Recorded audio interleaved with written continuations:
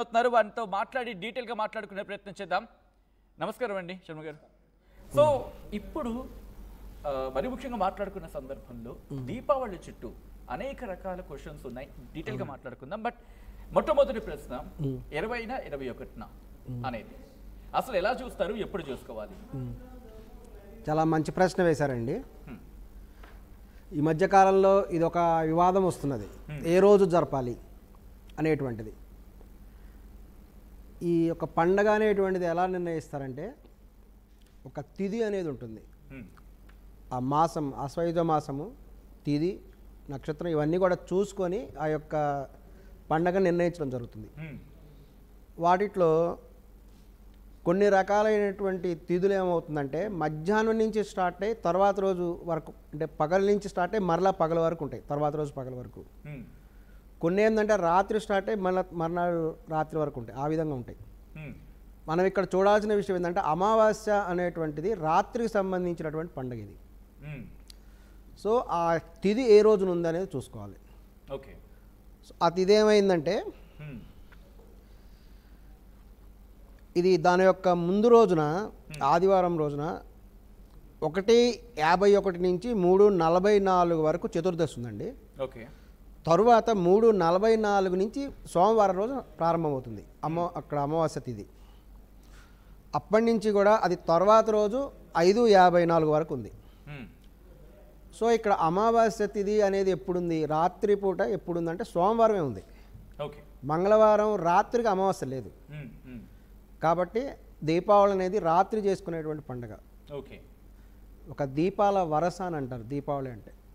దాని గురించి డీటెయిల్గా మాట్లాడుకుందాం. కాబట్టి తప్పనిసరిగా కూడా సోమవారమే చేసుకోవాలి. ఓకే. అంటే సోమవారం ఇన్ ద సెన్స్ 20వ తారీఖుని, 20వ తారీఖు. సో 20వ తారీఖు మరి ముఖ్యంగా మీరు అన్నారు పండగకి సంబంధించి ఇది రాత్రిపూట చేసుకునే పండగ కాబట్టి 20వ తారీఖుని చేసుకోవాలని చెప్పి. అవునండి. బట్ ఎందుకు మనకు కన్ఫ్యూజన్ వస్తుంది? 20ని చేసుకోవాలి, 21ని చేసుకోవాలి, ఎందుకు కన్ఫ్యూజన్ అప్పుడు? అంటే ఆ తిథి ఇంకా నెక్స్ట్ డే కంటిన్యూ అవుతుంది కాబట్టి నెక్స్ట్ డే కూడా కంటిన్యూ చేసుకోవచ్చా? అవునండి. ఇక్కడ ఏంటంటే, ఆ యొక్క తిథి రోజున చేసేటువంటి కార్యక్రమాలను ఉంటాయి. ఓకే. వాటిలో ముఖ్యమైనవి, అసలు అమావాస్య అంటేనే, ఇది దీపావళి అమావాస్య గురించి చెప్పట్లేదు, ప్రతి అమావాస్య, ప్రతి నెల అమావాస్య వస్తుంది. అవును. ప్రతి నెల వచ్చేటువంటి అమావాస్య రోజు పితృకార్యాలు అనేటువంటివి చేయాలి. పితృదేవతలకి తర్పణాలు అనేటువంటి వదలాలి. ఇది కొన్ని వేల సంవత్సరాల నుంచి వస్తున్న సాంప్రదాయం. ఓకే. అసలు మన దేశంలో స్వాతంత్రం రాకముందు ప్రతి అమావాస్యకు సెలవు ఇచ్చేవాళ్ళు. ప్రతి అమావాస్య బ్రిటిష్ వాళ్ళు వచ్చిన తర్వాత సండే హాలిడే అయింది. ఇప్పుడు కూడా ఉంది ఆ కల్చరు. కొంత రకమైన కార్మికులు, భవన నిర్మాణ కార్మికులు చూడండి, వాళ్ళు ఈ రోజున ఇప్పుడు కూడా ప్రజెంట్ కూడా ఆ ప్రతి అమావాస్యకు సెలవు తీసుకుంటారు. వాళ్ళు ఆ రోజు పనిచేయరు. అంటే ఆదివారం సోమవారం అనేది కాదు వాళ్ళకి, అమావాస్య తిథి ఉన్న రోజు వాళ్ళు సెలవు తీసుకుంటారు. కొన్ని రకాలైనటువంటి పితృకార్యాలు, కొన్ని రకాలైనటువంటి పూజలు, తాంత్రిక పూజలు అయితేనేమి, వామాచార పూజలు అయితేనేమి, కొన్ని రకాలైనటువంటి ఇవన్నీ కూడా అమావాస్య రోజు చేస్తారు. ఓకే. కాబట్టి ఇక్కడ మనం కనుక తీసుకుంటే అది ప్రతి అమావాస్యకి. కానీ మన దేశంలో ప్రాచీన కాలం నుంచి ఆ సంస్కృతి ఉంది. కానీ బ్రిటిష్ వాళ్ళు వచ్చిన తర్వాత సండే హాలిడే అయిపోయింది. కానీ ఇక్కడ కనుక తీసుకున్నట్టయితే ఇది ఒక ప్రత్యేకమైనటువంటి అమావాస్య. ప్రతి నెల అమావాస్య వస్తుంది, కానీ ఇప్పుడు వచ్చేది ప్రత్యేకమైన అమావాస్య. ఎందుకంటే ఆశ్వయుజ మాసంలో వచ్చేటువంటి అమావాస్య కాబట్టి.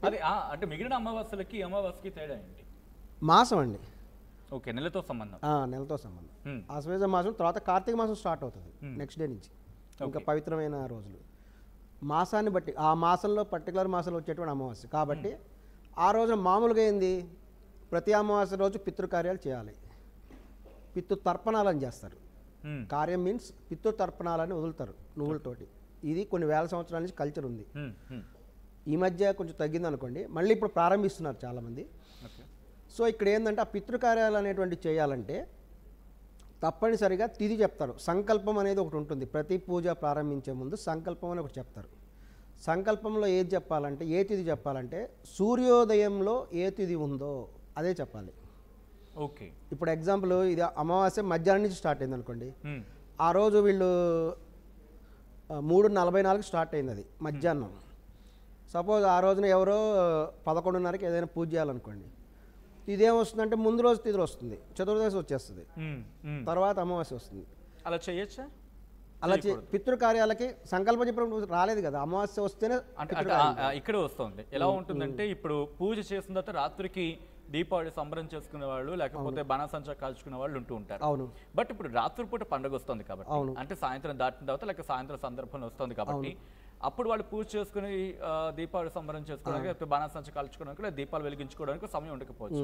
మరి అప్పుడు ఎట్లా, ఎందుకంటే ఇది కాంట్రడిక్టరీ. అందుకే దీన్ని కూడా 2 రకాల పూజలుగా కూడా విభజించడం జరిగింది. ఓకే. సోమవారం రోజున లక్ష్మీ పూజ ఏదైతే ఉంటుందో, ఈ దీపాలను వెలిగించుకోవడం ఇదంతా కూడా సోమవారమే చేయాలి. మంగళవారం రోజు మటుకు ఈ పితృకార్యాలు నిర్వహించేవాళ్ళు, అంటే తర్పణాలు వదిలేవాళ్ళు, కొన్ని రకాలైన వ్రతాలు ఉంటాయి ఆ రోజు ప్రత్యేకంగా చేసేటువంటివి, అవి చేసేటువంటి వాళ్ళ మటుకు తప్పనిసరిగా మంగళవారమే